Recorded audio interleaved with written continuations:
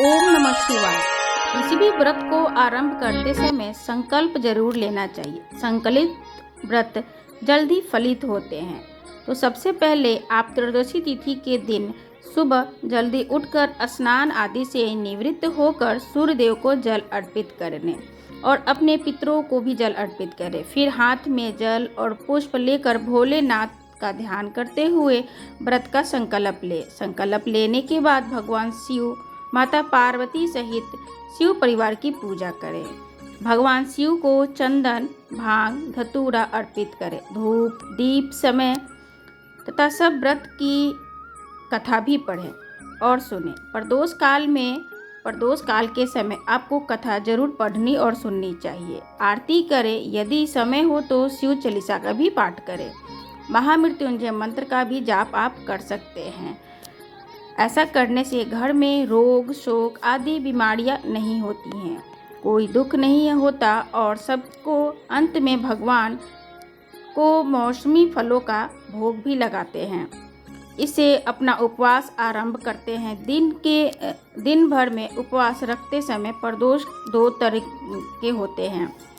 एक तो निर्जला रहकर किया जाता है, दूसरा फलाहार रहकर किया जाता है। आप निर्जला या निराहार कैसे रखते हैं ये आपके ऊपर है। तो आप इन दिन समय भरपूर मात्रा में पानी का सेवन भी कर सकते हैं। शाम को प्रदोष काल में पूजा करने के बाद एक समय फलाहार ग्रहण कर सकते हैं। इस दिन मंगल ग्रह के 21 नामों को उच्चारण जरूर करना चाहिए। ऐसा करने से कुंडली में मंगल की स्थिति मजबूत होती है और मंगल ग्रह एक ऐसा अशुभ प्रभाव को कमी करता है। मंगल के ग्रह के 21 नाम मंगल, भूमिपुत्र, ऋणहर्ता, धनप्रदा, स्थिरा, आसन महाकार्य, सर्वकामात, साधक, लोहित, लोहिताक्ष, शम, गणम, कृपाकर, धराम, कुंजा, भूमिजा, भूमिनंदन, अंगारक, भौम, यम, सर्व रोग हरक, विष्टिकर्ता, पाप हरता और सर्व काम फल दाता। अब सुनिए भौम प्रदोष व्रत की पौराणिक कथा के अनुसार एक नगर में एक वृद्धा रहती थी। उसका एक ही पुत्र था। हनुमान जी पर उसकी बहुत ही गहरी आस्था थी। वो प्रत्येक मंगलवार को नियम पूर्वक व्रत रखकर हनुमान जी की आराधना करती थी। एक बार हनुमान जी ने उसकी श्रद्धा की परीक्षा लेने के लिए सोची और हनुमान जी को साधु का वेश धरकर वृद्धा के घर आ गए और पुकारने लगे कि कोई हनुमान भक्त जो हमारी इच्छा पूर्ण करे। पुकार सुनकर वृद्धा बाहर आई और बोली, आज्ञा दे महाराज। हनुमान जी जो कि एक साधु के वेश में आए हुए थे बोले, मैं भूखा हूँ, भोजन करूँगा, थोड़ी सी जमीन लिप दे।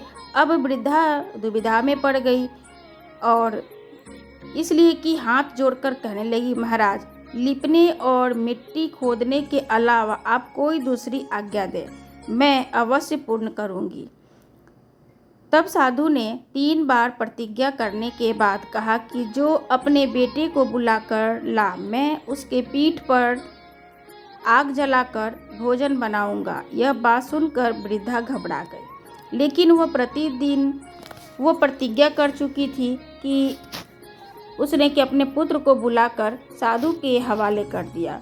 वेशधारी हनुमान जी ने वृद्धा के हाथों से उसके पुत्र को पेट के बल लिटा दिया और उसके पीठ पर आग जलाकर दुखी मन से वृद्धा अपने घर में चली गई। इधर भोजन बनाकर साधु ने वृद्ध को बुलाकर कहा कि आओ और अपने बेटे को पुकारो ताकि आकर वह भी भोग लगा ले। साधु की बात सुनकर वृद्धा कहने लगी कि महाराज मेरे बेटे का नाम लेकर मुझे और कष्ट मत पहुंचाओ। लेकिन जब साधु महाराज नहीं माने तो वृद्धा ने हार कर अपने पुत्र को आवाज लगाई। इधर अपने पुत्र को जीवित देखकर वृद्धा को बहुत ही आश्चर्य हुआ और वह साधु महाराज के चरणों में गिर पड़ी। हनुमान जी ने वास्तविक रूप में आकर वृद्धा को दर्शन दिए और वृद्धा की भक्ति का आशीर्वाद दिया। इस प्रकार भौम प्रदोष व्रत के भगवान शिव के साथ हनुमान जी की पूजा करने से सभी प्रकार के दुख बाधाएं दूर हो जाती हैं। मान्यता है कि भोम प्रदोष व्रत के दिन भगवान हनुमान जी को घी की 9 बत्ती वाला दीप जलाने से हर बाधा, हर तरीके के कर्ज से मुक्ति मिलती है।